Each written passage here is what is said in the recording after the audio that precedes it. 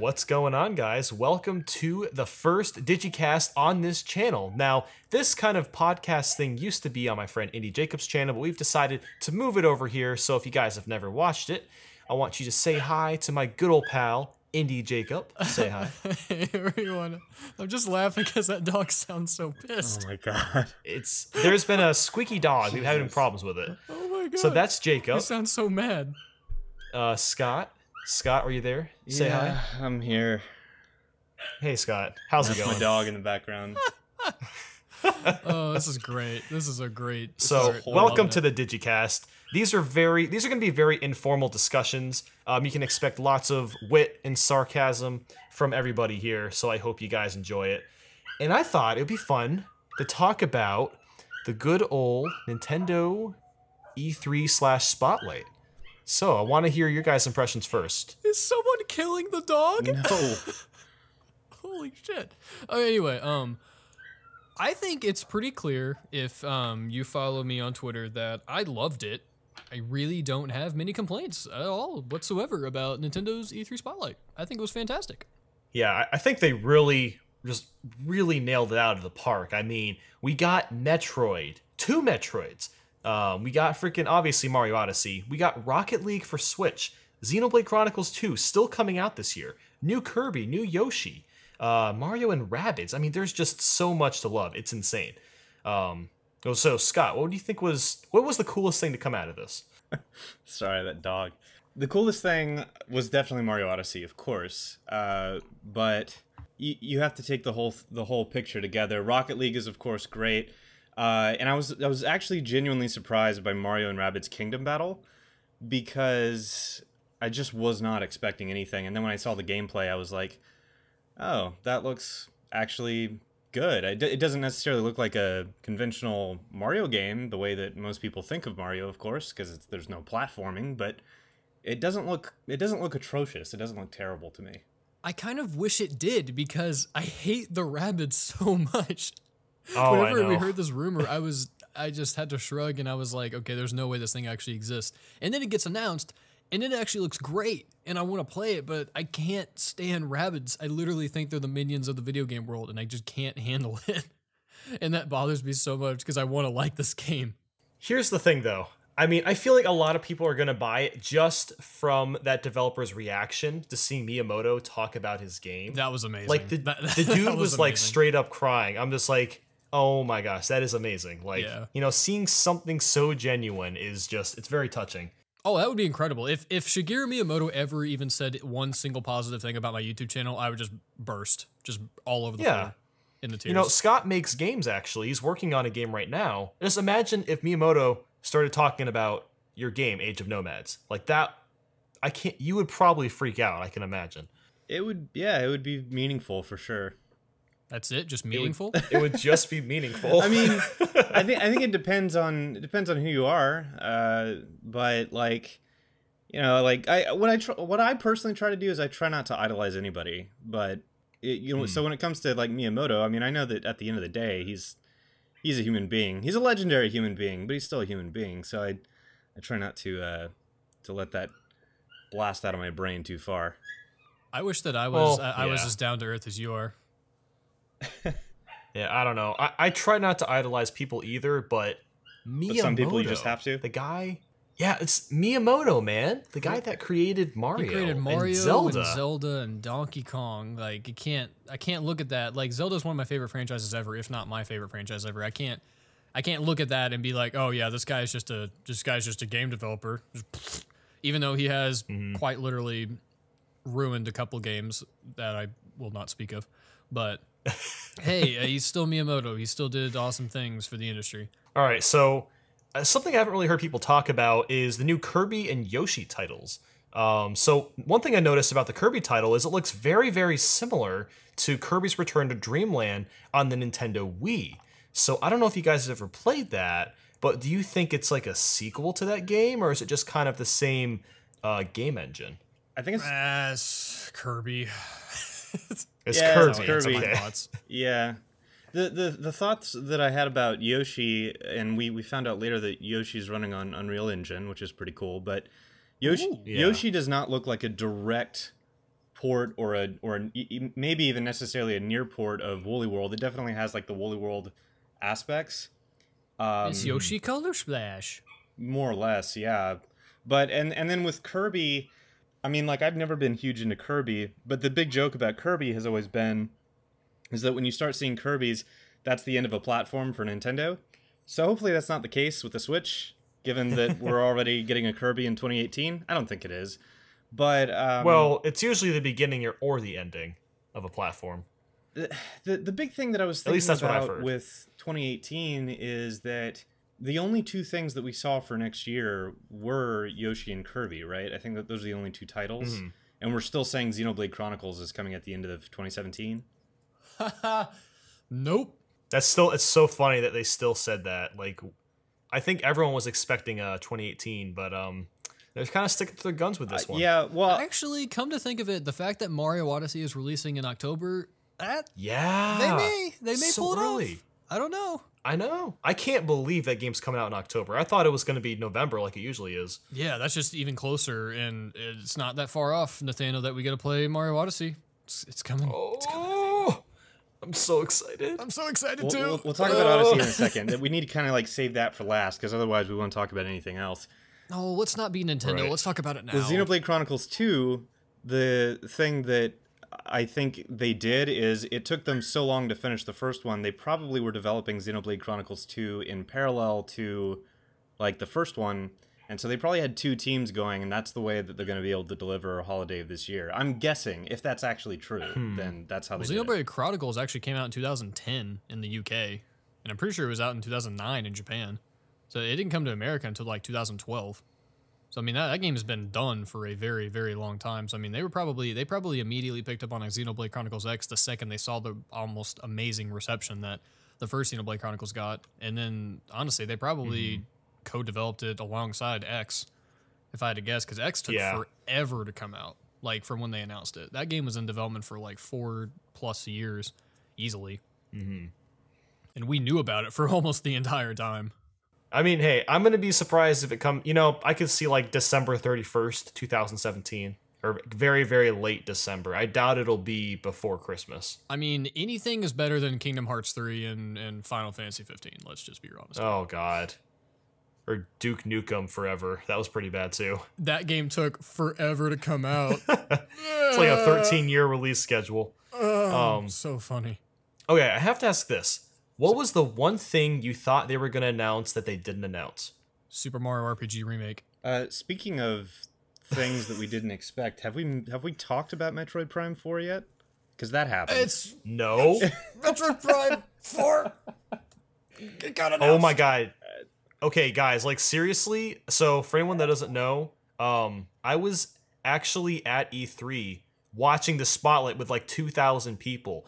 And the crowd flipped out when they when they saw the logo. I saw those videos from you and C&D, and the reaction was extreme. And I mean, like, it wasn't just like that. The thing is it was awesome that you got to experience that with the crowd. But even without crowds, that was basically everyone's reaction. I was freaking out in my car over lunch watching that, but just by myself. I was freaking out by myself. And then we also had lots and lots of live streamers who just flipped out from that announcement. I would like to tell you about my experience with the Nintendo Spotlight in E3. So I was at work when it happened, and it was about 11:50. I had like 6 customers walk in at 11:50, and I'm like, oh, God damn it. Okay. And I just hurried up and tried to get them out. I wasn't done until about 12:20. I go in the back, because I was going to take my lunch break when the Spotlight was happening. I go in the back, look at my phone, and like a Pokemon RPG gets announced. Yoshi gets announced, Metroid Prime 4, and like all this other stuff, and I'm just like, are you even kidding me right now? I was so mad. I turned it on and they were talking about I think they were talking about Mario Odyssey at that point, and I was just like, God damn it.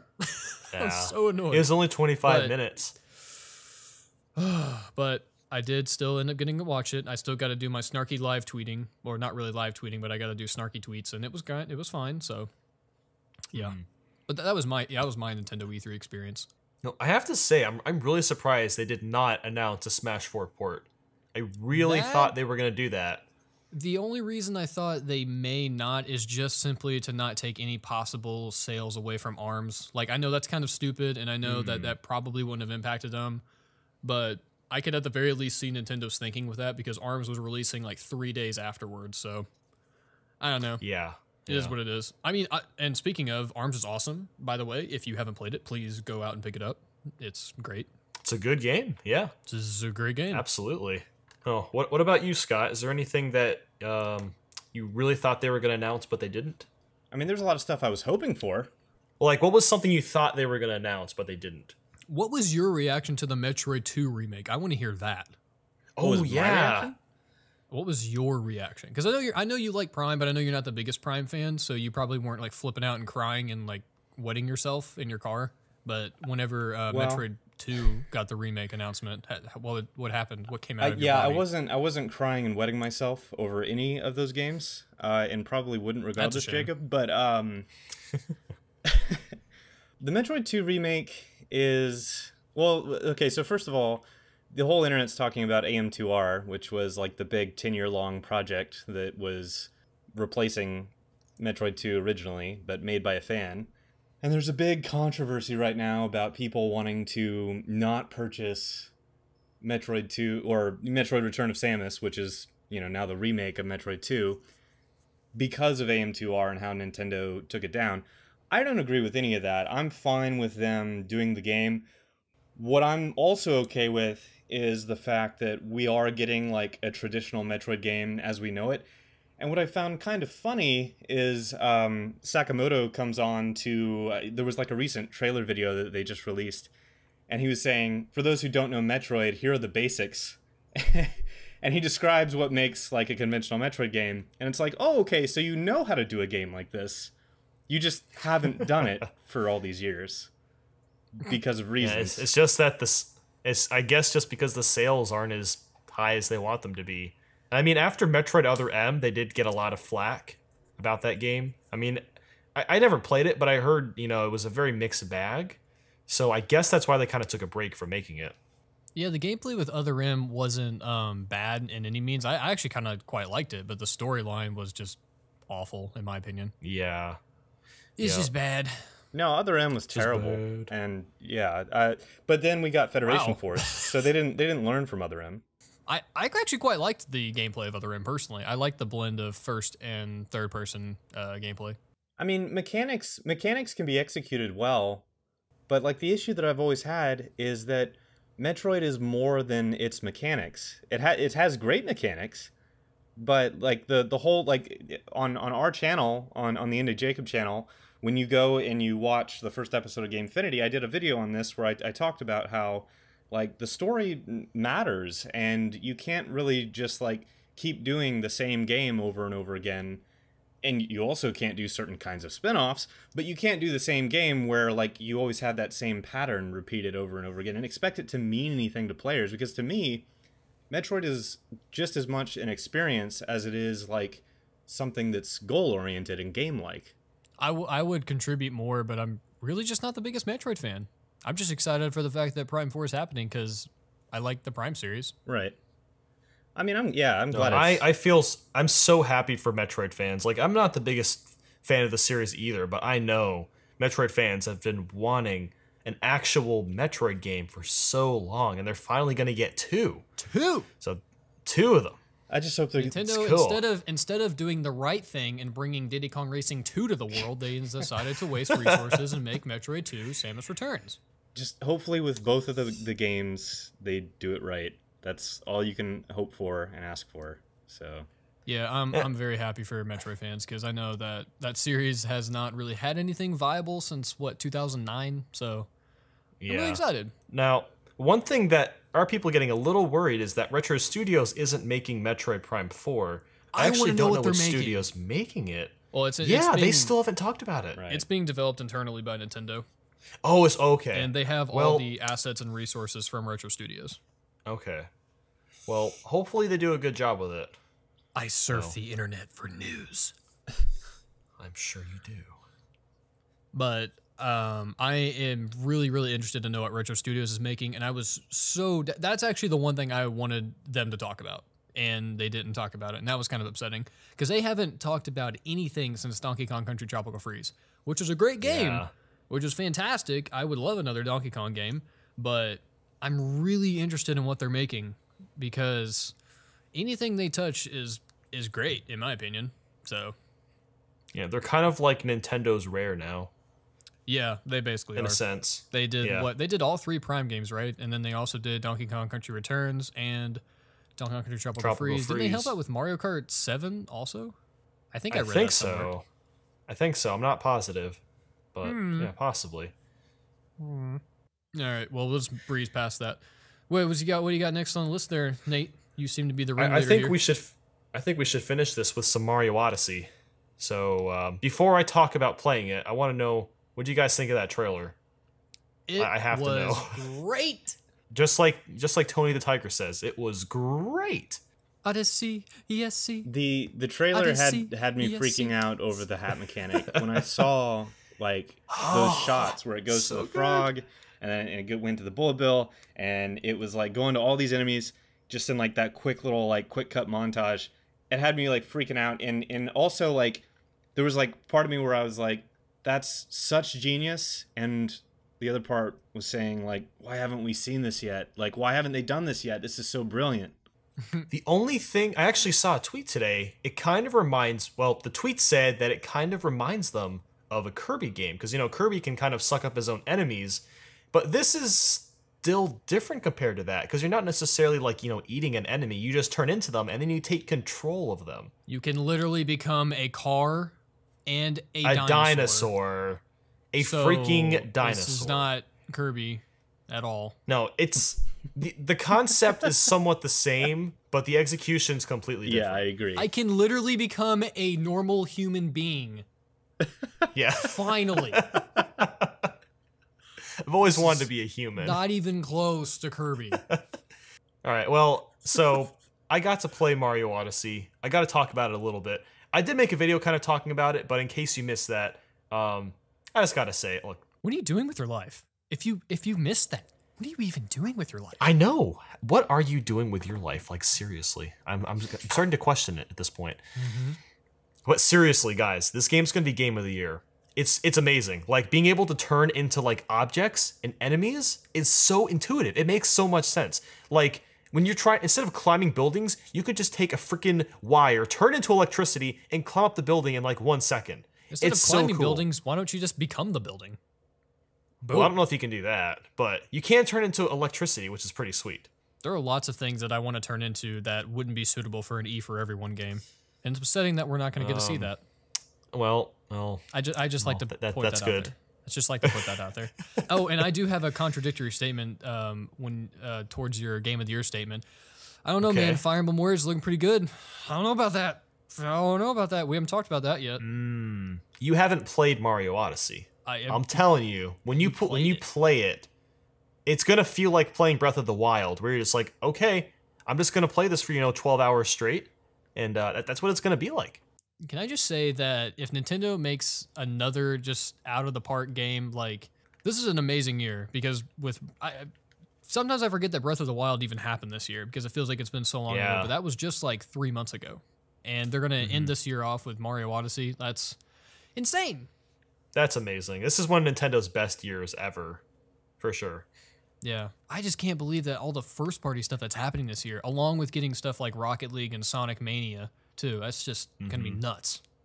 Oh, yeah, the thing I was trying to point out earlier is, what are they going to do for 2018? Because they've already rolled out so much just for this year. And yeah, they announced Pokemon and Prime, and we have Yoshi and Kirby that are on the way, but I mean, like a lot of it, like the biggest brands as far as like Zelda and Mario, those are both really big games that are both happening for launch. So I'm just wondering, like, what are they planning for the next part of their pipeline?